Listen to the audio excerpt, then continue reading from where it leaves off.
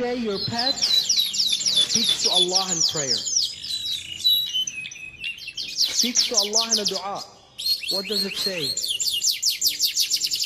It says, oh Allah, my owner is taking care of me. He's spending on me. He's looking after me. Oh Allah, look after him. Increase in his rizq. Bless him. Protect him. Protect his children. And their dua is tasbih, so it's accepted by Allah subhanahu wa ta'ala. It's acknowledged by Allah subhanahu wa ta'ala. That is why one form of continuous sadaqah is to have pets.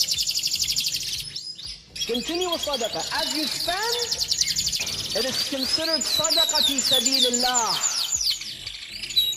In fact, we think, animals are not even important in the religion of Islam.